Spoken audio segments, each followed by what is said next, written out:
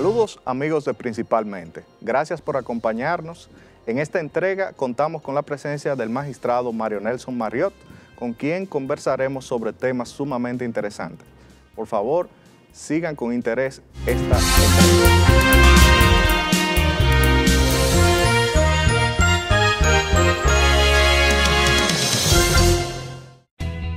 Desde el 1989, Seaboard se convierte en la primera generadora privada de energía de República Dominicana. En el 2012, reemplaza sus unidades de generación por la unidad Estrella del Mar 2, que opera con gas natural como combustible, armonizando con el medio ambiente y poniéndose a la vanguardia en la producción de energía limpia.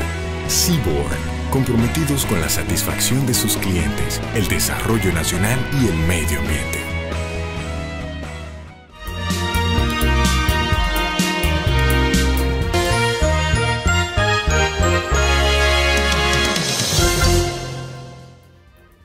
Saludos amigos de Principalmente, nueva vez en este programa de interés jurídico e institucional.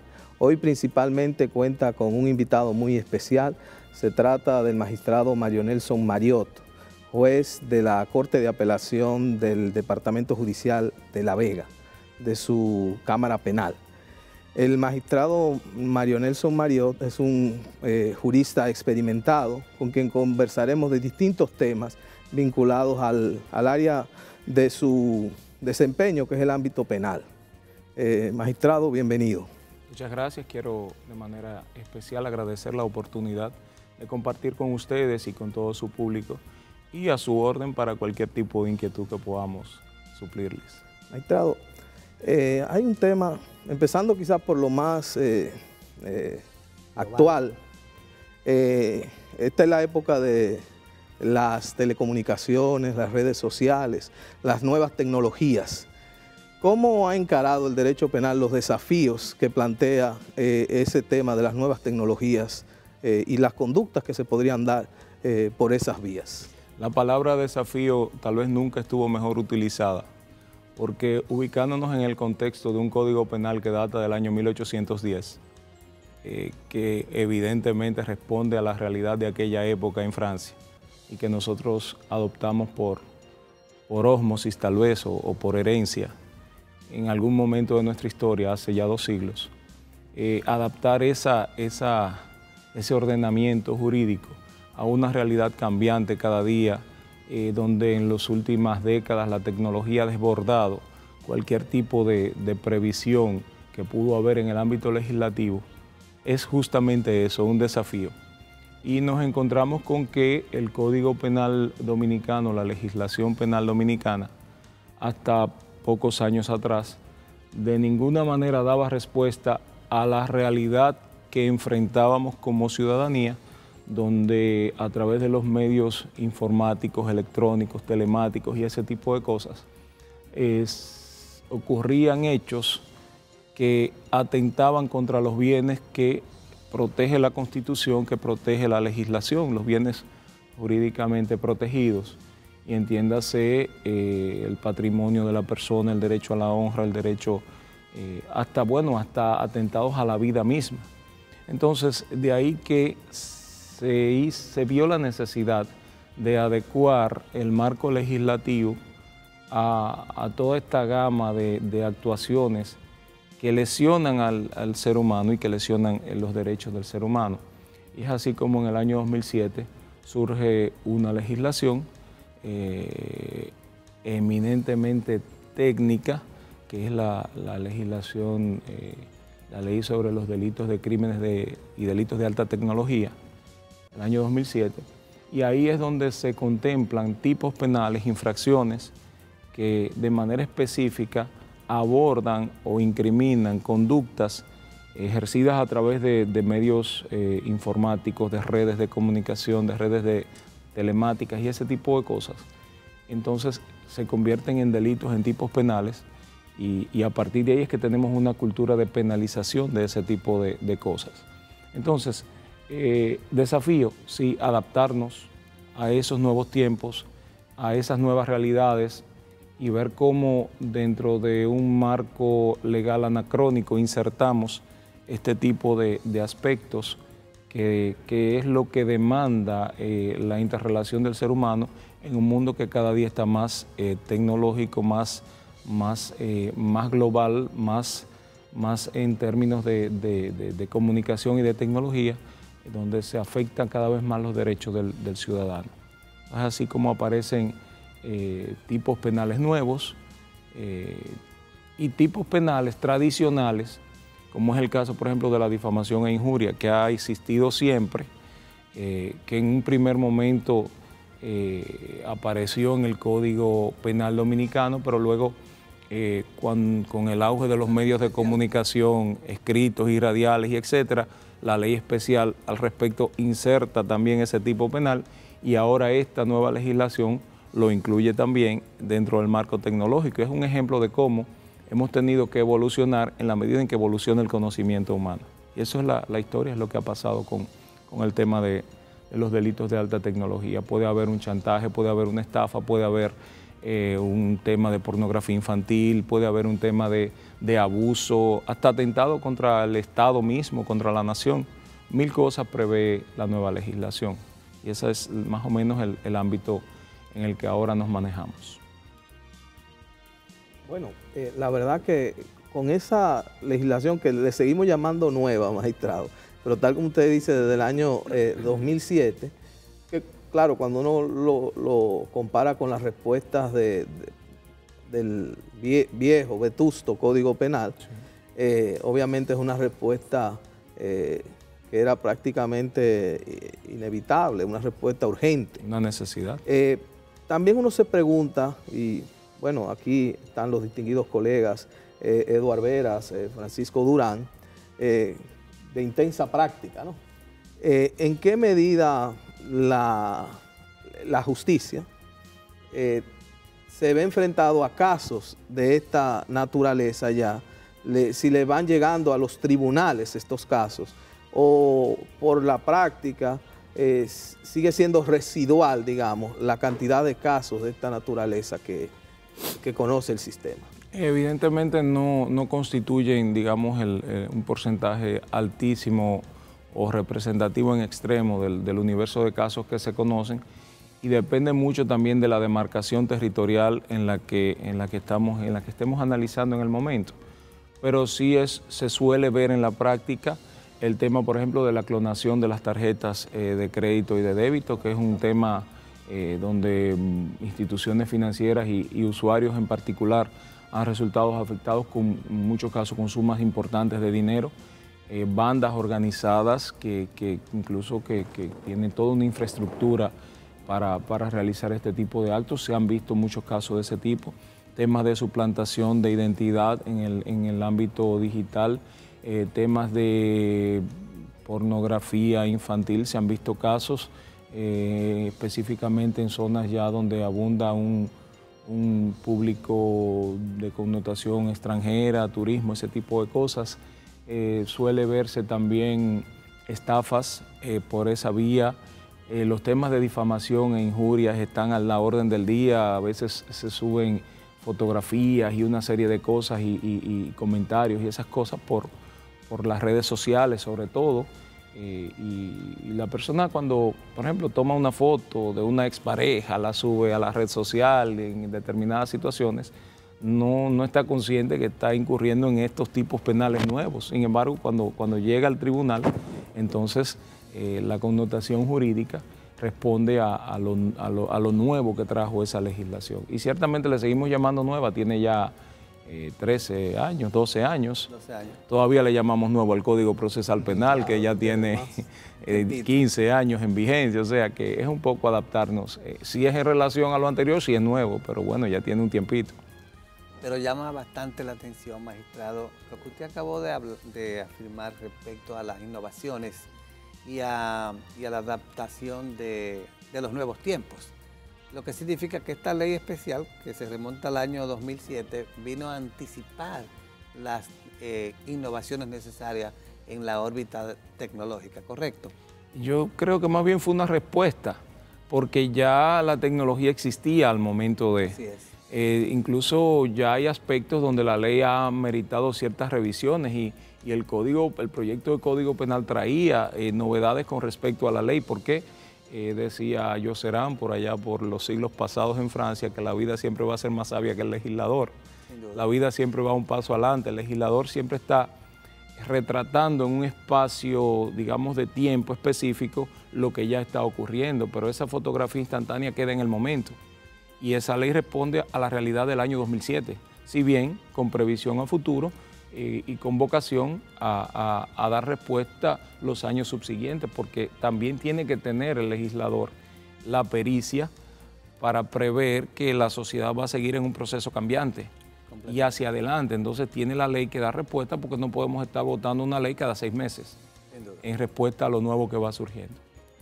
¿Esta ley contempla una estructura particular de la persecución del delito o se nutre del derecho penal procesal común? Ambas cosas. La ley crea la comisión que preside el Procurador General de la República o la persona que este delegue, pero por ejemplo crea organismos técnicos. Ahí está el tema del DICAT, que es la Dirección Central de Delitos de Alta Tecnología, que pertenece a la Policía Nacional y dentro de la Policía, dentro de su estructura, a la Dirección Central de Investigaciones. Esos órganos no existían, los crea la ley, pero al mismo tiempo manda la ley a observar las previsiones del Código Procesal Penal, enfoca como debe ser en el Ministerio Público el poder persecutor, y es el Ministerio Público, conforme las normas que traza el Código Procesal y el Estatuto del Ministerio Público, quien continúa al frente de todas las indagatorias como debe ser, porque es el encargado de la persecución. Sin duda, sin duda. Se me ocurre una pregunta, magistrado, a partir de lo que usted ha dicho. Usted ha hablado bastante de un tipo penal que está en la Ley de Crímenes y Delitos de Alta Tecnología, que es la difamación a través de medios digitales. En ese caso, ¿cuál es la postura en la práctica, en los tribunales? ¿Es un delito de acción privada, como lo sería la difamación y la injuria de derecho común, o debe de perseguirse como un delito de acción pública, porque esta ley de crímenes y delitos de alta tecnología prevé esas estructuras para la investigación del delito? El tema yo creo que lo resuelve la misma ley, porque en una de las disposiciones finales la ley dice que todas las infracciones contenidas en la ley son de acción a instancia privada. Okay. O sea, manda la ley a que la víctima accione, aunque ya luego el Ministerio Público a partir de ahí tiene todo el arbitrio de la persecución. Sin embargo, sigue siendo diferente de la difamación e injurias original, la del Código Penal, que sigue estando abandonada al ámbito de la acción puramente privada, conforme al Código Procesal Penal. Sí, a mí se me ocurre algo adicional a lo planteado por el doctor, y es en el ámbito de si la nueva consagración, el nuevo ordenamiento, que claro está, versa esencialmente sobre la conducta atípica tecnológica. Claro. Deroga en parte la ley especial que versa sobre la difamación e injuria, la 6132 específicamente, o naturalmente coexiste con esta ley. Yo pienso que coexiste. Porque veamos primero los artículos 367 y 371 del Código Penal, que es la versión, digamos, original. Sí. Eso está referido a, bien pudiera aplicarse, yo voy al Parque Independencia, acá al frente del estudio, y me refiero a Ramón, mi amigo, en términos que él considera difamatorios o infamantes, ahí en público, y hago una serie de imputaciones o aseveraciones, y eso no está consignado en ningún medio escrito, ningún medio radial y mucho menos un medio informático. Así es. Entonces Ramón, si va a accionar, tendría necesariamente que acogerse al Código Penal en esos artículos.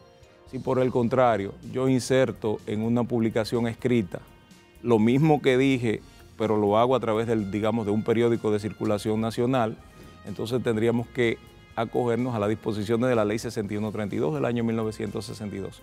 Por el contrario, si lo hago a través de la utilización de las redes sociales, Facebook, WhatsApp, Instagram o cualquier otra, entonces estamos en el ámbito de la ley especial de delitos de alta tecnología. Yo creo que lo que define el tipo penal Es el medio a través del cual se produce el acto, que como difamación sigue siendo el mismo.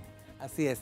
Quizá también se deba de pensar en la existencia de una opción procesal cuando se hace por un medio de comunicación, de acogerse a la ley del año 2007 o a la 6132. Pudiera hablarse de una opción procesal, a no ser que la propia ley que versa sobre los crímenes y delitos de alta tecnología sea expresamente excluyente. La ley lo que habla es, en términos generales, de los medios telemáticos, electrónicos y ese tipo de cosas. Habría que analizar si, por ejemplo, la televisión, donde nos encontramos en este momento, queda todavía en el ámbito de la 6132 o si pasa a ser de alta tecnología. Yo pienso que bien podría ya ocuparse la ley de delitos de alta tecnología, porque evidentemente este medio de comunicación responde ya en la actualidad más al formato que prevé esa ley que aquella antigua de la ley 1962. Pero, por ejemplo, los medios escritos no están regulados dentro y de manera expresa no lo están. Correcto. Dentro de la ley de alta tecnología. Se me ocurre una breve, magistrado, a ver si usted quizá ahí lo aprovecho y arroja luz, no solamente para la audiencia, sino también para mí mismo. Para la audiencia del programa. Sí. Para la audiencia del proceso. Claro que jurisdiccional. Sería, magistrado. La teleaudiencia. La teleaudiencia, claro. Exacto. Gracias por el complemento. Muy bien. Fíjese bien, ¿a usted le parece justo que la definición de cada infracción y de las penas aplicables dependa del medio por el cual se produce el atentado y no en atención a la gravedad del atentado mismo? Mire qué es lo que pasa. Yo pienso que el medio necesariamente tiene que incidir, porque independientemente que yo diga la misma cosa por los tres espacios diferentes, el nivel de alcance que yo tengo y de impacto en el Parque Independencia se va a limitar a los que están ahí escuchando. En el periódico a los que de alguna manera tengan acceso, pero cuando usted lanza algo al universo de las redes sociales, eso puede llegar a todo el mundo. Así es. Entonces, el nivel de impacto de la misma acción varía y por tanto la gravedad del hecho. Entonces yo pienso que la pena debe ir en función, o la sanción, de qué tanto lesiona el bien protegido, en este caso, que es la honra de la persona. En esta conversación tan interesante que nosotros estamos sosteniendo, a mí no se me deja de ocurrir otra cosa, que quizá en seguimiento a lo que han señalado tanto Eduardo Veras como Francisco Durán, y es que, bueno, tenemos el régimen del Código Penal, el régimen de la Ley 6132 y el régimen de la Ley de Delitos, Crímenes y Delitos de Alta Tecnología. Pero había, si no recuerdo mal, algunas diferencias entre el régimen del Código Penal y el régimen de la Ley 6132. Y una de ellas está vinculada con esto del medio, que es el tema de la llamada excepción de verdad o excessio veritatis, que parece tener una fundamentación en el hecho de que cuando es a través de un medio de comunicación también está involucrado mucho la libertad de expresión, pero la libertad de prensa, la forma de, digamos, del derecho a informar. Y permite la excepción de verdad, que si usted prueba la verdad de del hecho que ha imputado, entonces desaparece el delito. Es comprensible que en el régimen del Código Penal, donde el alcance es limitado y donde no necesariamente está en juego un tema de información al gran público, no entre en juego la excepción de verdad, digamos. Pero a través de la internet, de los medios telemáticos, que el alcance a veces es mucho mayor, sin duda, en muchos casos, y que además hay un fenómeno de desconcentración, todos somos un medio, todo el que tiene una cuenta de Twitter, lo que se llame, ¿no? Cualquiera de esas redes sociales, expresa por ahí. En esos, el alcance no es limitado. Muchas veces se forman cadenas. Es mundial. Exactamente. Y no tiene límites locales, no está sujeto a... Pero parecería que ocurren dos cosas. La primera, que parece que hay un consenso acerca de que sobre esas expresiones se puede o se debe ser más tolerante, porque las cosas que uno lee y ve por ahí, comparado con las reacciones ante el sistema de justicia, o son tantos que no hay forma de controlarlo, o son tantos que desbordan la capacidad del sistema, o es que la sociedad ha asumido ese nuevo lenguaje, a veces muy virulento, a través de las redes sociales. Desahogan muchas pasiones. Con muchos desahogos y que bueno, quizá es un reflejo de esa nueva herramienta tan poderosa que tenemos.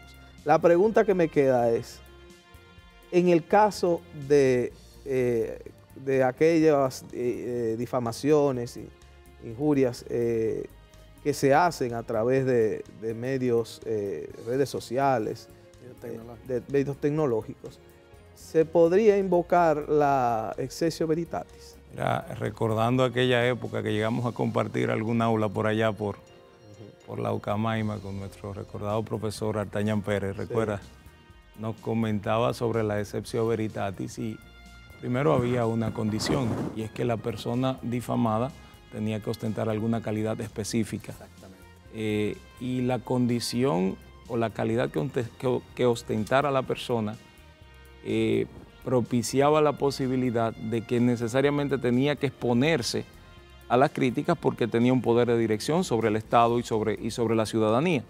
Entonces, cuando asumimos una función pública, en algún momento tenemos que estar expuestos al cuestionamiento. Correcto. Lo que establece esa excepción es que el cuestionamiento tiene que tener un fundamento, porque si no, entonces se convierte en difamación. Claro. Tú eres un funcionario público, X, cual que sea, y yo quiero hacerte saltar de la posición por alguna apetencia personal o por una enemistad. Pues es muy fácil armarte una campaña y no, porque lo que yo digo es verdad y punto, sin ningún tipo de sustento. Eso tiene que tener una protección y la protección la da la ley sancionando la conducta. Ahora bien, si yo digo X persona que desempeña tal función, ha sustraído fondos públicos, ha hecho tal o cual conducta que es indebida, pero aquí está la prueba, mire, aquí tengo esta y puedo evidenciarlo. Entonces, evidentemente, usted como funcionario no debe incurrir en ese tipo de conducta y mi deber es informar. Y sí tiene que haber un equilibrio necesario con la libertad de información, que todos lo sabemos, tanto la libertad de informar como el público de ser informado son derechos consignados y protegidos constitucionalmente. Entonces, el equilibrio tiene que darse. Ahora bien, ¿alcanza la excessio veritatis al tema de los delitos de alta tecnología? Yo pienso que sí. Y el tema es mucho más complejo todavía porque con una simple publicación puede producirse multiplicidad de infracciones. Me explico. Como bien apuntas, la tecnología, las redes sociales, los dispositivos electrónicos han despertado en cada ser humano el periodista, el reportero, el curioso que lleva adentro. Vemos dos gente peleándose en la calle y antes de prestar ayuda, antes, cuando éramos jovencitos en la escuela, que dos muchachos se peleaban, aparecían 10 desapartándolo. La tendencia. Ahora vimos en día pasado cómo andaba uno con un arma blanca detrás de otra persona y todo el mundo con el celular que lo cortara, o sea, y grabándolo para subirlo a las redes sociales. Y hemos visto cómo impactan de bala a alguna persona y lo están filmando como un accidente, diferentes tipos de cosas que antes uno no se imaginaba. Pues bueno, ese mismo morbo, que no puede definirse de otra manera, pues creo que sería la palabra más adecuada, también aparece en ocasión de publicaciones que pueden surgir en las redes sociales. Yo digo, en la red social X, Ramón Núñez o Francisco Durán o Eduardo Vera, tal cosa. Pero resulta que Edward tiene unos enemigos guardados por ahí que no le han dado la cara, pero aprovechan mi publicación y en lo que yo escribí, escriben eso y mucho más.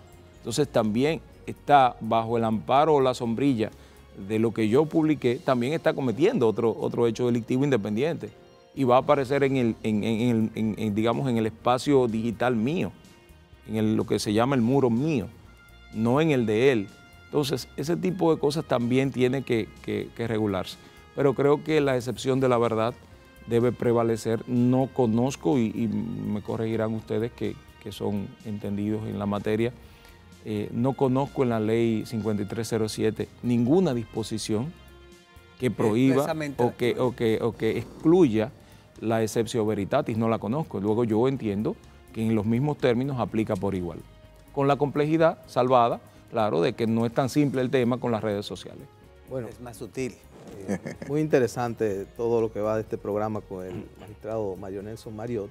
Ahora es menester hacer una pausa y luego continuaremos con esta conversación.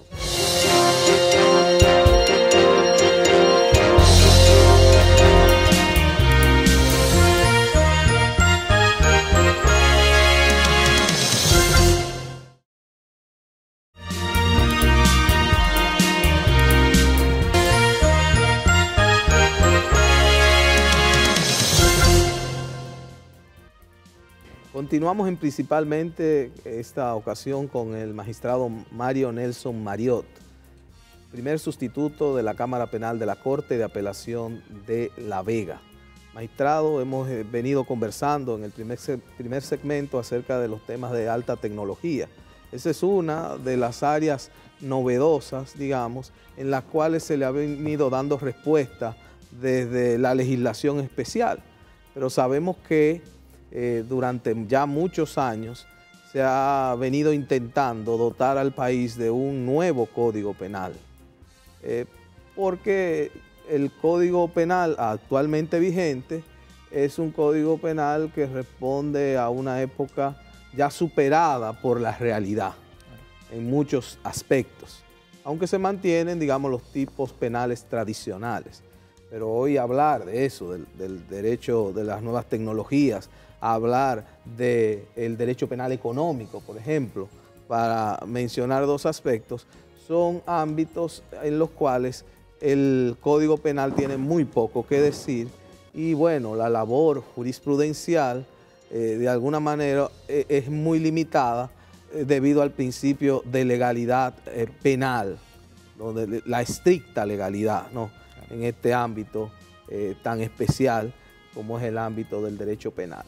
Entonces, la pregunta obligada es, yo sé que usted no es adivino, pero ya quisiera uno, ¿verdad? ¿Tendremos la ocasión de contar con un nuevo Código Penal? O yo creo que Eduardo Vera haría la pregunta de mejor manera, y es si es verdad que vamos a tenerlo o si vamos a renunciar a eso. Sí. Básicamente yo diría que el Congreso se ha aprobado a sí mismo como incompetente en la tarea de pasar esa legislación. Y sin embargo ha sido eficiente, ha sido muy activo, pasando leyes generales y especiales en diferentes renglones de la vida. Entonces, para nuestra teleaudiencia, ¿por qué es necesario que sea un código penal y no un conjunto de normas que se vayan aprobando paulatinamente, que vayan modernizando nuestro derecho penal? Mira, sin que en modo alguno cualquier expresión que yo pueda verter aquí implique algún tipo de reacción a la labor legislativa, vamos a estar claros en algo. Ha faltado la voluntad de que haya un código penal en la República Dominicana, porque hay procedimientos que se han vulnerado en los procesos de votación del código y de puesta en vigencia del código, y a mí no hay quien me diga que no ha sido de manera exprofesa. Y evidentemente se sabía que iba a venir una sentencia de la instancia correspondiente diciendo eso no está bien, porque evidentemente no estaba bien. Y a esta altura de juego desconoce el Congreso, desconocía en su momento ese tipo de actuaciones. Claro que no. Creo que es un tema de apostar al futuro, a ver qué ocurre, a ver cómo algunas cuestiones controversiales se van acomodando. Nosotros tenemos un solo tranque en el Código Penal. Hay un solo aspecto, que es lo que ha impedido, vamos a estar claros, que es lo que ha impedido que se conozca el Código Penal y que esté en vigencia. Bueno, que se conozca, en un momento se conoció y se aprobó. y que esté en vigencia, un solo aspecto es lo que lo ha impedido, que no hemos podido como sociedad ponernos de acuerdo.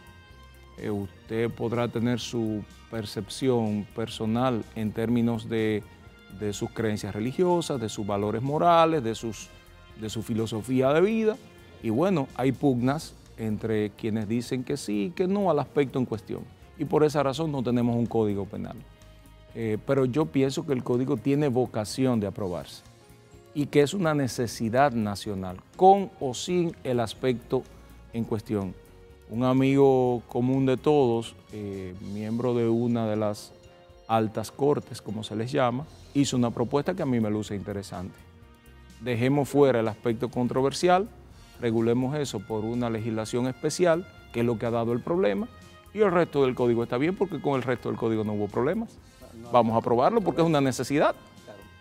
Ahí hay todo un tema. Yo estaba hace poco, en una de las universidades, hicimos un trabajo sobre el Código Penal cuando se aprobó y se desglosó de arriba abajo y el análisis que se hacía, por ejemplo, del tema de las penas, de la figura relativa a la ejecución de las penas. Eso trae un mundo de cosas novedosas que son necesarias porque la pena tiene que tener una finalidad, tiene que servir para algo. Algo tenemos que hacer con el almacén de personas en que se convierte una cárcel pública en este país y oportunidades que hay que darle a la persona a ver si sacamos algo de provecho y no que el producto que entremos sea mejor que el que sale al final. Entonces no estamos en nada como sociedad. El código hace falta. Legislaciones especiales, cada cual por su lado. Mira, yo creo que eso serviría para desorganizar más el ámbito jurídico. Esa no es la tendencia mundial. Mientras más concentradas estén las disposiciones legales, más fácil de aplicarles resulta a los operadores del sistema. Y créeme, todos aquí somos operadores con experiencia desde los diferentes ámbitos. Imagínate el escenario de que en algún momento estemos tratando un tipo penal relativo a X cosa que hay que buscar tal ley y luego en el otro. De hecho, eso es lo que ha ocurrido tradicionalmente ante el anacronismo del Código Penal. Es lo que ha venido haciendo el legislador todos estos años. Tenemos 200 años agregando modificaciones y leyes especiales porque hemos sido incapaces de armar una reforma penal tal cual se hizo con el Código Procesal Penal en su momento. Yo creo que la respuesta más idónea sería lograr en algún momento la unificación de toda la legislación penal en la medida de lo posible y si hay algún aspecto que es lo que ha impedido hasta el momento que el tema fluya, pues bueno, ese aspecto lo dejamos para cuando existan las condiciones para ser discutidos. Habría que ver qué permite la Constitución también con respecto a ese punto, porque se argumentan muchas cosas, pero la Constitución habría que ver cómo se modifica si lo que se legisle se pretende contrario a la Constitución. Es un tema, es todo un tema. Pero yo pienso eso, yo creo que deberíamos más apuntar y apostar a la aprobación del Código, que es una necesidad. Es un país, el nuestro, que en este momento está enfrentando temas de seguridad ciudadana, legislaciones que nos responden, demandas de la población de revisión de penas, de regímenes de cumplimiento y todo ese tipo de cosas. Y yo creo que debemos ya abocarnos a abordar los problemas reales que tiene esta nación. A mí me luce muy razonable la propuesta que usted hace y que usted dice que también la formuló algún magistrado de una alta corte. Porque en realidad yo pienso que lo que ha ocurrido con el proyecto de Código Penal es que de pronto se ha utilizado como bandera.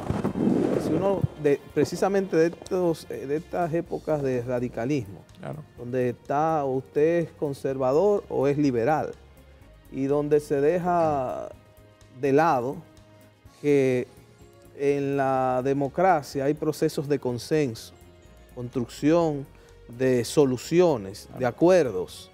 Entonces, si el derecho penal es importante, si no es que vamos hacia el abolicionismo, entonces hay una gran cantidad de valores, de conflictos que requieren respuesta jurídico-penal sobre los cuales hay consenso político. Entonces no es posible que un solo tema, que yo no estoy restándole importancia al tema del aborto, ese tema frene la totalidad del Código Penal. Y además que se recurra a argumentos que son realmente falaces, son manipulaciones, porque cuando se pretende que la suerte del Código Penal está vinculado a un hecho que todavía, para bien o para mal, no se refleja en lo que le llaman la realidad operativa del sistema. O sea que cuando uno ve las estadísticas del sistema penal, no hay. Si usted se encuentra con un grupo de fiscales o un grupo de jueces y le dice, levanten la mano los que han llevado casos de aborto, no son muchas las manos. Yo conozco un solo caso en 24 años. Bueno, entonces yo no digo que eso sea bueno ni que sea malo. Lo que yo sí sé es que ahí está, hay nuevas formas, nuevos conflictos en el ámbito económico. Hay nuevos conflictos en el ámbito vinculado a la tecnología. Y esos conflictos requieren respuesta. Entonces yo creo que sería razonable asumir, digamos, con mayor responsabilidad el debate y no dejarse arrastrar, porque siempre va a haber discusiones, pero no es posible que nos dejemos como comunidad jurídica, lo digo, también arrastrar al hecho de que la discusión es esa. Eso no quiere decir que no sea importante. De hecho, todos nosotros podemos tener inquietudes muy válidas sobre aspectos que deben ser regulados, pero para eso hay que lograr un consenso político. Si me permites, yo pienso que todos los radicalismos son malos. Sin duda. Nunca una posición radical es sensata y estamos ante radicalismos. Y nos olvidamos que la realidad nos afecta por igual. Da lo mismo si tú perteneces al conservadurismo o al liberalismo. O sea, cuando viene un tema de inseguridad, igual puede suceder contigo, conmigo, contigo o contigo. Es un tema que nos afecta como ciudadanos y estamos perdiendo esa visión.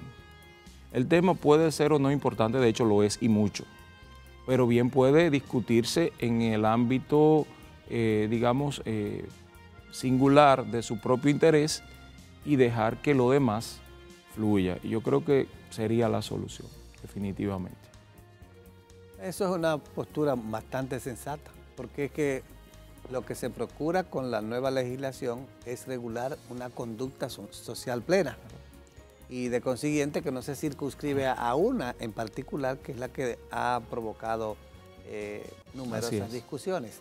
Y hablando de lo que usted señalaba, magistrado, sobre el tema de la finalidad del sistema punitivo moderno y la aspiración a una reinserción social de la gente que incurre en el delito, ¿cuáles importantes innovaciones traería consigo o trae consigo el proyecto del Código Penal? El Código Penal asume aspectos que ya están regulados en la Ley de Regímenes Penitenciarios de la República Dominicana. Todo el tema de la libertad condicional, de la semilibertad, que le llamamos también el medio libre en el ámbito actual, cumplimientos fines de semana. Cumplimientos especiales. Sí, exactamente. Condiciones especiales de cumplimiento de condena. La persona bien podría pasarse la semana trabajando en su espacio normal y bueno, cumplir sábado y domingo una sanción que el Estado le impuso por la comisión de un hecho delictivo. Obviamente, cuando nosotros decimos estas cosas, el ciudadano común automáticamente se transporta a su realidad y dice, pero como un atracador que mató a uno, no, es que espérate, eso tiene sus limitantes. Obviamente eso no califica para cualquier tipo penal. Sabemos que el Código contempla infracciones graves, infracciones menos graves, infracciones leves. Bueno, pues dependiendo. Y todo eso lo armonizará y lo hizo el legislador. Entonces, ese tipo de cosas que tienden a humanizar el cumplimiento de la sanción, porque fíjese qué es lo que pasa. Hasta el año 2002, que el Congreso aprobó el Código Procesal Penal para entrar en vigencia 2 años después, la República Dominicana desconocía de manera institucional su sistema penal, su sistema punitivo, desconocía la tutela de los derechos de las personas que se encontraban guardando prisión, cumpliendo una condena. Estábamos ante un Estado que se encargaba de perseguir, de condenar, pero una vez condenada a la persona lo depositaba en un espacio sin ningún tipo de condición y lo abandonaba a su suerte hasta que 15, 20 años después saliera. ¿Y qué hicimos con ese ser humano en ese lugar? Que además sigue siendo titular de derechos, porque si bien hay derechos que se les restringe por su propia condición de condenado, hay otros que no se le puede restringir, porque el ser humano siempre va a tener derecho a la dignidad, derecho a la vida, derecho a la salud, derecho a la educación, derecho al vestido, a determinadas cosas, que no las pierde por estar en un estado de privación de libertad. Entonces, esa figura que introduce el Código Procesal, que es el juez de la ejecución de la pena, es lo que viene a posibilitar que se visualice la necesidad de tutelar derechos de esa persona y le encomienda a un funcionario específico esa función. Más importante, judicializa esa función, que antes, si es que estaba abandonada al ámbito del Ministerio Público y sus departamentos administrativos. Ahora hay un juez que es quien tendrá que ver todo aquello. Tuvimos una experiencia afuera visitando prisiones en compañía de un juez de ejecución en otro país, donde cuando esto no se conocía acá, donde nos sorprendíamos cómo el juez entraba al penal y cómo interactuaba con todos los reclusos y nosotros con él ahí, y veíamos cómo hasta por sus nombres lo distinguía y las quejas que había se les daban directamente al juez y el juez buscaba remedios a esas situaciones. No hemos llegado todavía ahí, pero bueno, vamos avanzando. Tenemos un nuevo modelo penitenciario que yo creo que es un salto años luz lo que se ha logrado de una década para acá con respecto a lo que es que todavía subsiste el antiguo modelo. Y bueno, de eso es que se trata. No es que vamos a darle un premio al que comete un homicidio o al que, digamos, incurre en cualquier tipo de inconducta. No se trata de eso. Usted puede, si una persona comete un asesinato, condenarla a sus 30 años, que es lo que dice la ley que le corresponde, y lo va a cumplir. Ahora bien, ¿estará en un hotel de 5 estrellas? Claro que no. Estará en un recinto penitenciario, pero bajo condiciones donde su condición, valga la redundancia, de ser humano, prevalezca y como tal se le garantice.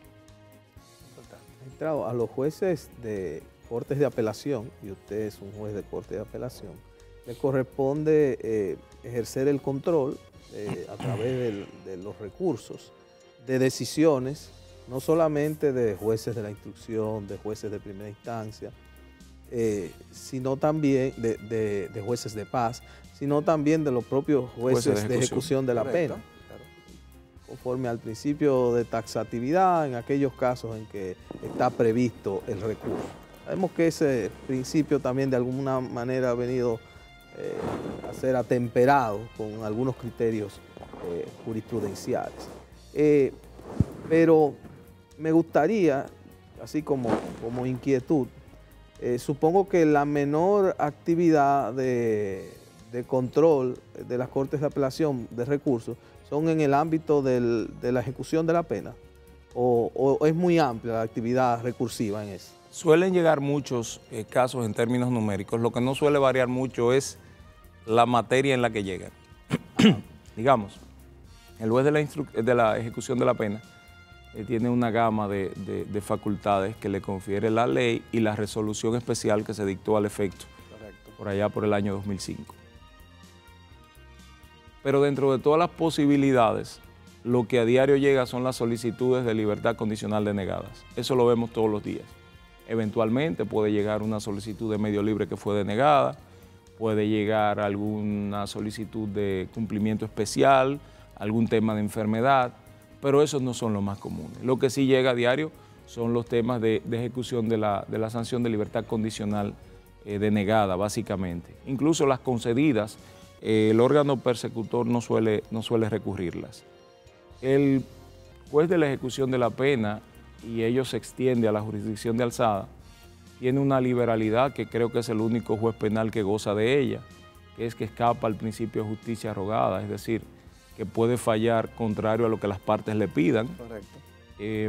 Así lo dice de manera expresa la resolución, y puede el juez, bien todas las partes de acuerdo con conceder una libertad condicional, negarla, porque entonces ahí viene otro tema. La ley exige una duplicidad de requisitos para conceder una libertad condicional. Algunos que son medibles, porque la ley dice, son estos, por ejemplo, que tenga una buena conducta dentro de la prisión. Eso es un requisito sine qua non, pero eso con una certificación basta, o sea, o está o no está, y si no está no se puede dar. Lo mismo, tiene que gozar de buena salud. Al contrario, hay gente que cree que porque está enfermo hay que dársela. No, esa es otra solicitud diferente.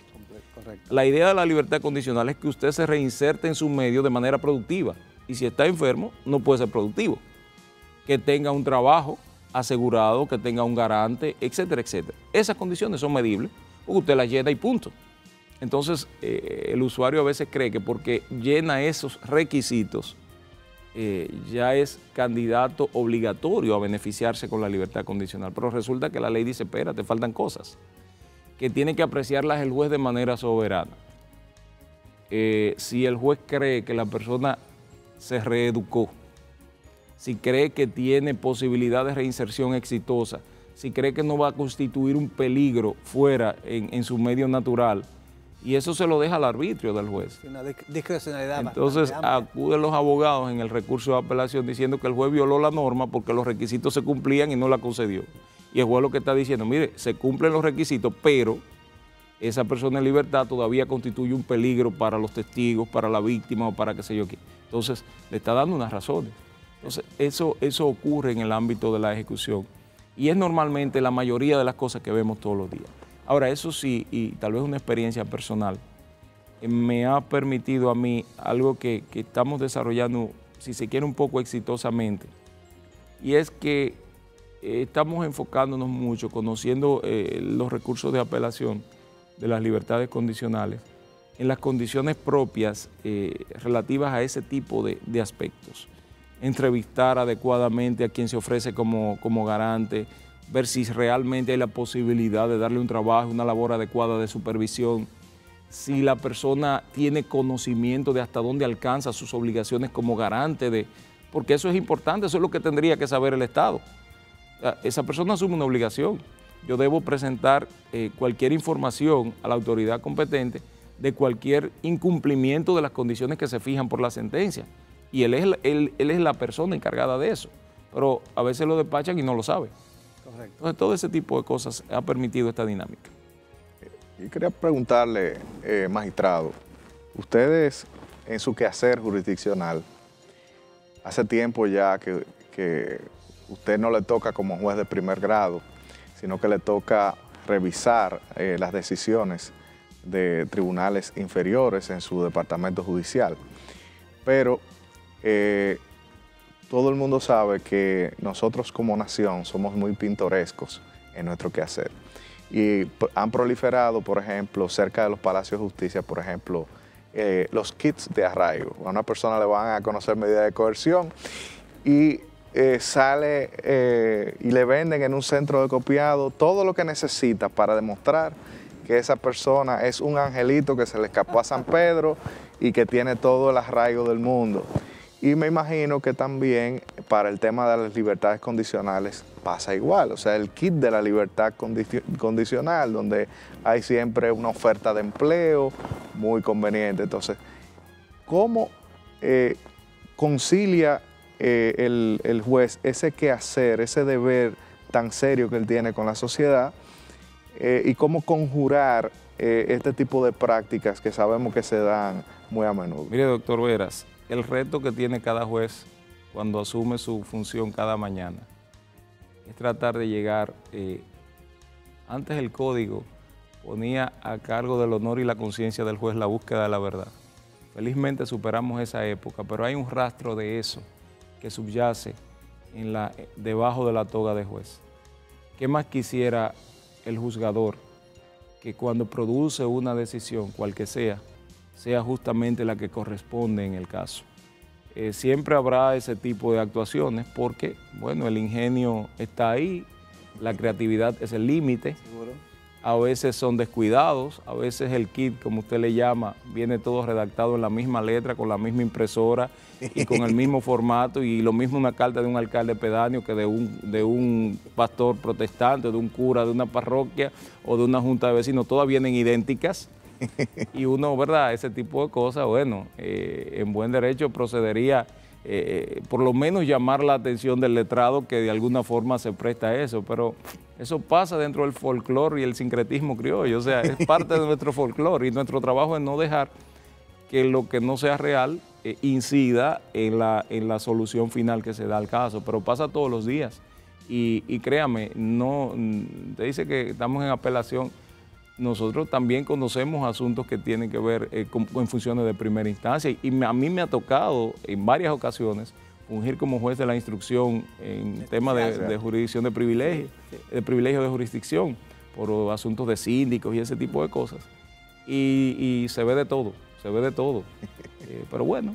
Magistrado, tenemos que hacer otra pausa, pero para que quede en el registro, yo creo que esos kits de primeros auxilios. Exacto.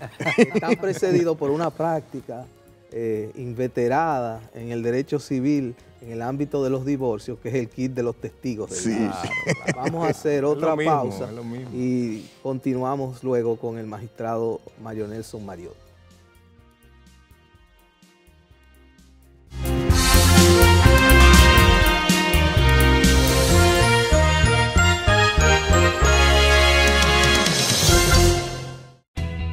Desde el 1989, Seaboard se convierte en la primera generadora privada de energía de República Dominicana.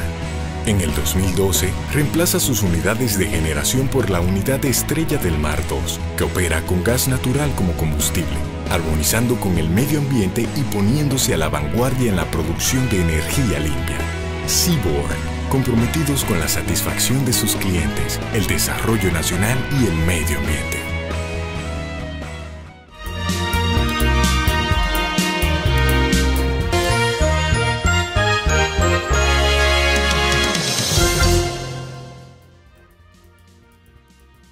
Seguimos, amigos, principalmente con el magistrado Mario Nelson Mariot.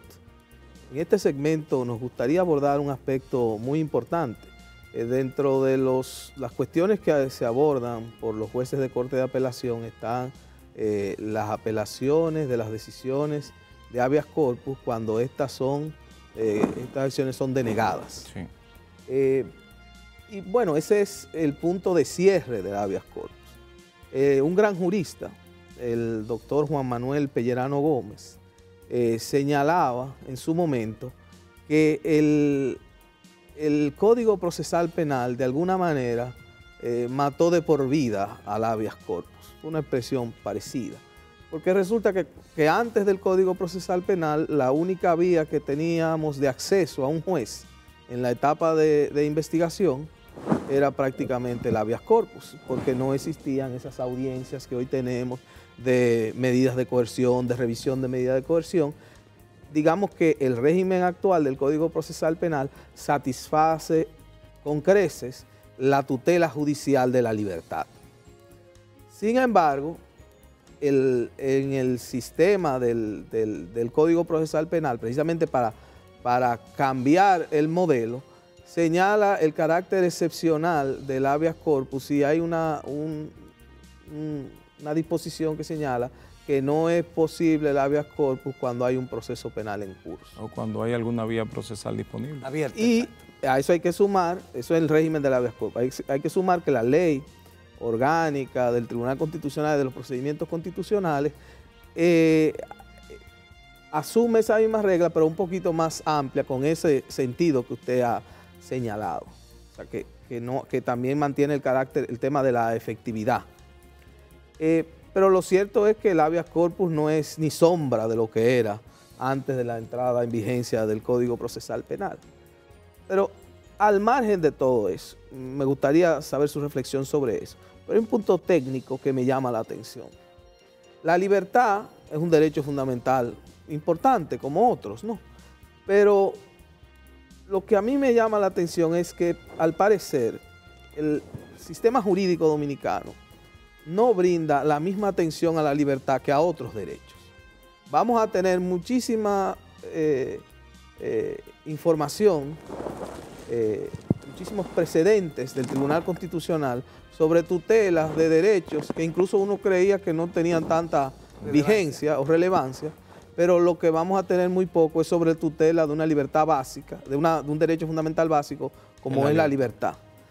Porque es más, el papel incluso de la propia Suprema Corte de Justicia se ha visto reducido porque el cierre es la decisión de la Corte de Apelación. El apoderamiento de la Suprema tiene el límite que tienen que ser las decisiones de la Corte sobre sentencias que pongan término al proceso. Exacto. ¿Qué le parece a usted, magistrado? ¿Debería abrirse la posibilidad, como es en el amparo, por ejemplo, de ir en revisión al Tribunal Constitucional? Sí. ¿O que esto fuera a la Suprema Corte? Mira, brevemente, que sé que ya escasea el tiempo. Hay que recordar el origen del habeas corpus en un minuto o dos. El habeas corpus previsto en la ley original, la 5353 que conocíamos de antes, estaba solamente consignado para una situación específica y era para contrarrestar la prisión ilegal. Así es. Cuando había una prisión ilegal, no había una orden judicial, etcétera, etcétera, esa era la figura que procedía. Sin embargo, la jurisprudencia creó, la práctica generó que la jurisprudencia tuviera que contestar y crear aquel famoso habeas corpus por falta de indicios. Y era una respuesta informal ante un estado de abarrotamiento y de imposibilidad que golpeaba el sistema de justicia, que no estaba en capacidad de dar respuesta inmediata a un tema tan trascendente como el de la libertad. Entonces, bueno, una alternativa, un habeas corpus por falta de indicios. Y se creó todo un andamiaje cultural que subyacía hasta el Código Procesal Penal.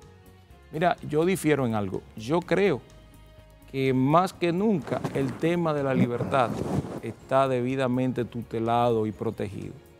Porque, ¿qué es lo que ha hecho el Código Procesal Penal? Y me parece que en ese aspecto bien podría ser tú quien nos estuviera dando la explicación a nosotros.